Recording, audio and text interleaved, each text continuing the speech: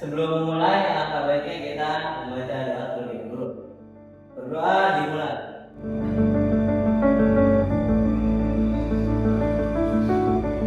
Oke, kita absen dulu ya.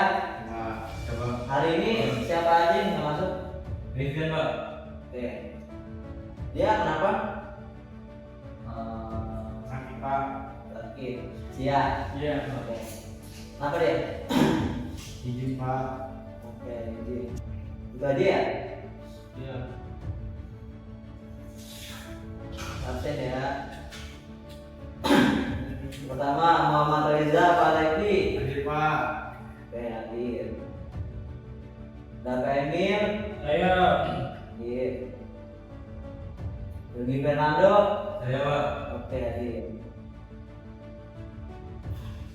Ya, gimana liburannya akhir tahun kemarin? Seru, Pak. Seru. Saya sakit Pak, jadi nggak dapat liburan. Oh. Nggak ada yang- Kemarin kita kan membahas materi terkait identitas nasional. Nah, hari ini kita akan membahas topik yang sangat fundamental bagi kita sebagai warga negara Indonesia, yaitu hakikat konstitusi dan urgensi konstitusi bagi kehidupan bernegara. Pertama, kita masuk dulu ke pengertian dasarnya. Sebenarnya apa sih hakikat konstitusi itu? Secara sederhana, hakikat konstitusi adalah esensi paling dasar dari undang-undang dasar. Ia berfungsi sebagai hukum tertinggi yang mengatur bagaimana negara ini dijalankan. Intinya, konstitusi hadir untuk memastikan tiga hal utama, yaitu menjamin hak asasi manusia atau HAM. Yang kedua ada menyusun tatanan negara, dan yang terakhir ada membatasi kekuasaan agar pejabat tidak menyatakan wewenang mengambil wewenang. Jadi setiap konstitusi itu mencerminkan prinsip keadilan dan perlindungan bagi kita semua. Nah, menurut para ahli seperti Sumantri dan J.G. Steinweg, hakikat konstitusi ini punya tiga unsur pokok yang tidak boleh hilang. Yang pertama ada jaminan terhadap HAM warga negara. Yang kedua, penetapan susunan ketatanegaraan yang dasar. Dan yang ketiga, sekaligus yang paling krusial, adalah pembatasan kekuasaan negara. Ingat ya, kuncinya adalah jaminan HAM, susunan negara, dan pembatasan kekuasaan. Siapa? Emil, ingat gak tadi apa yang Bapak jelaskan? Aduh, saya nggak fokus Pak. Ya, mana ya? Kalau Yogi, ingat Sama, gak? Pak. Saya belum fokus juga, Pak. Ya, Bapak ulang lagi ya. Jadi kuncinya itu pertama jaminan HAM, yang kedua susunan negara, dan yang terakhir pembatasan kekuasaan. Ketiga ini tuh nggak boleh dipisahkan. Jadi ketiga ini tuh harus saling berbarengan. Paham. Seperti itu. Paham ya? Paham. Nah, supaya lebih paham, mari kita lihat dulu sudut pandang tokoh-tokoh hukum. Ada Ferdinand Lassalle yang membagi konstitusi jadi dua, yaitu secara sosiologis, konstitusi adalah hubungan kekuatan nyata di masyarakat, seperti kekuatan militer dan rakyat. Nah, tapi secara yuridis, ia adalah naskah hukum yang tertulis. Lalu ada Herman Heller yang melihat konstitusi secara lebih luas sebagai cerminan kehidupan politik, dan K.C. Ware yang menekankan bahwa konstitusi adalah kumpulan peraturan untuk mengarahkan pemerintahan. Jadi intinya apa anak-anak? Konstitusi adalah kumpulan peraturan untuk mengarahkan pemerintahan. Gitu ya. Jadi dia tuh konstitusi itu berfungsi sebagai mengarahkan pemerintah sesuai dengan apa yang sudah ditentukan, seperti itu. Nah, selanjutnya kita akan membahas fungsi konstitusi itu.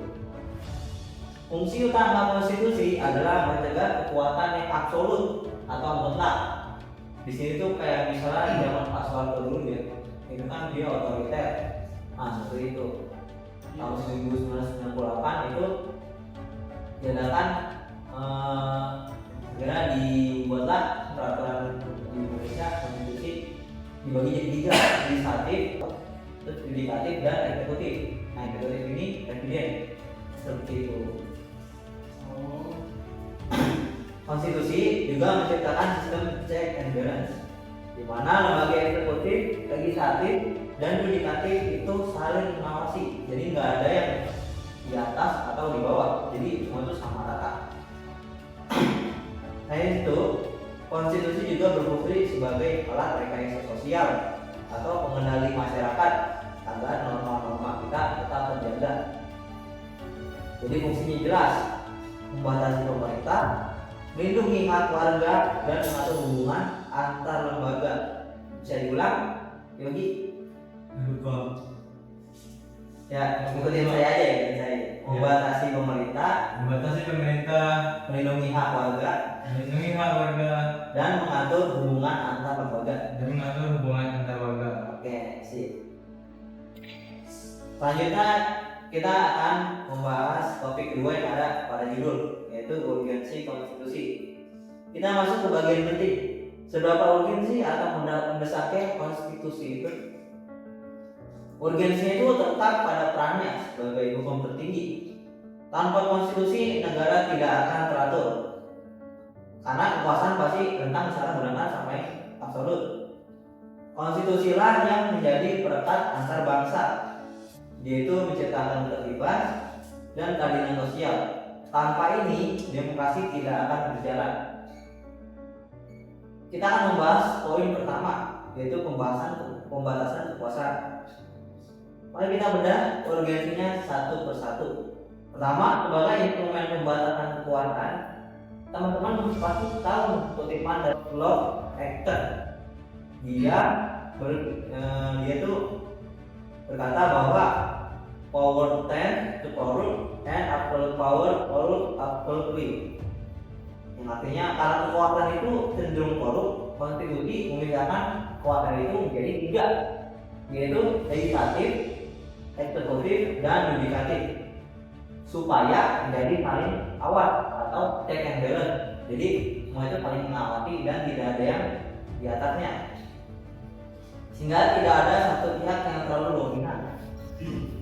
Poin kedua, kita akan membahas penjamin HAM. Kedua, konstitusi urgen sebagai penjamin HAM. Ini bisa kita ibaratkan sebagai kontrak sosial atau kesepakatan antara rakyat dengan pemerintah. Kita bersedia diatur negara, asalkan negara menjamin hak-hak dasar kita dilindungi. Di Indonesia, jaminan ini tertulis jelas dalam batang tubuh Undang-Undang Dasar 1945. Poin ketiga adalah sumber hukum tertinggi. Ketiga, konstitusi adalah sumber hukum tertinggi atau supreme law. Ini berarti konstitusi adalah batu uji. Jadi semuanya itu diuji oleh konstitusi. Jadi tidak semena-mena membuat sebuah sumber hukum. Semua aturan di bawahnya seperti undang-undang atau peraturan pemerintah itu tidak boleh bertentangan dengan konstitusi.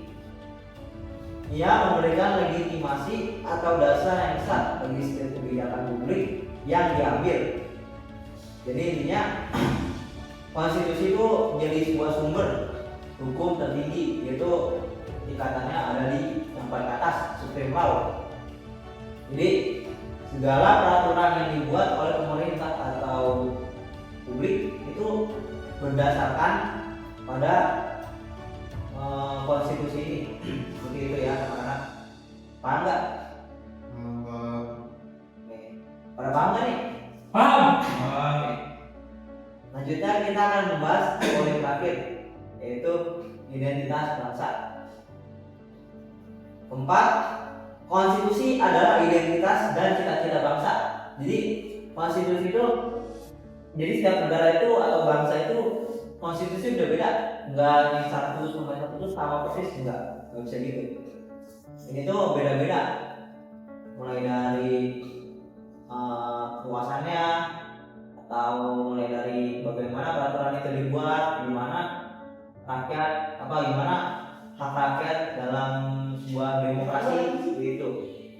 Jadi yaitu bukan sekedar hukum, tapi simbol nomor satu keberagaman.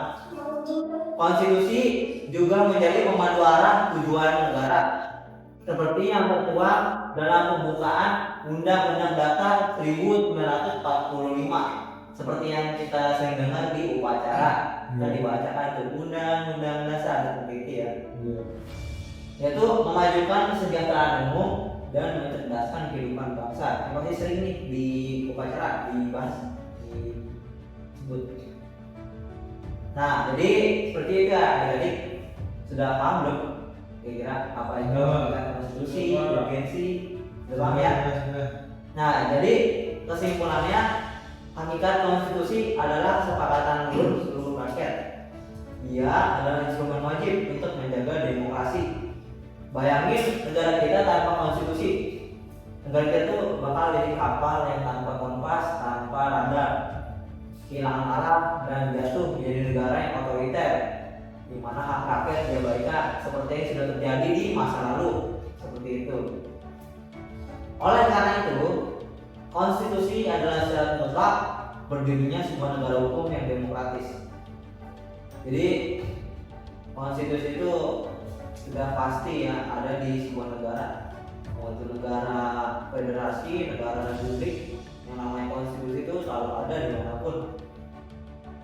Itu mirip seperti politik ya. Politik itu bahkan kalau kita telusuri gitu ya, politik itu bahkan terjadi di dalam makanan kita sehari-hari, seperti itu. Jadi politik dengan konstitusi itu ibarat kawan lah, jadi dia itu selalu berbarengan, selalu sama lain, tidak bisa dipisahkan sama sekali. Seperti itu ada ya. Nah, tanya nih.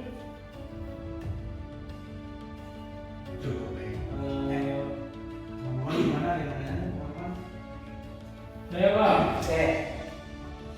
Apa yang akan terjadi jika sebuah negara tidak memiliki konstitusi? Oke, pertanyaannya sangat bagus sekali ya.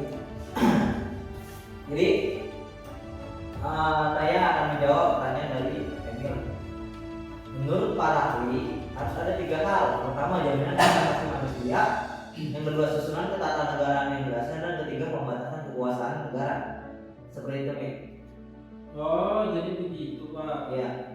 Jadi 3 unsur tersebut itu sudah pasti harus ada di dalam konstitusi. Tanpanya kita tuh sebagai rakyat itu nggak punya wewenang jadinya kalau misalnya mengeluarkan argumen atau opini atau saran kepada pemerintah itu baru dengerin gitu. Oh, baik, Pak. Paham. Udah jelas ya Mik? Jelas. Oke, selanjutnya ada lagi? Nggak ada waktu cukup. Oke, itu ya. Jadi seperti itu materi yang Bapak bisa sampaikan. Terima kasih atas perhatiannya ya. Maaf kalau ada salah kata. Wabillahi taufiq wal hidayah. Wassalamualaikum warahmatullahi wabarakatuh. Waalaikumsalam.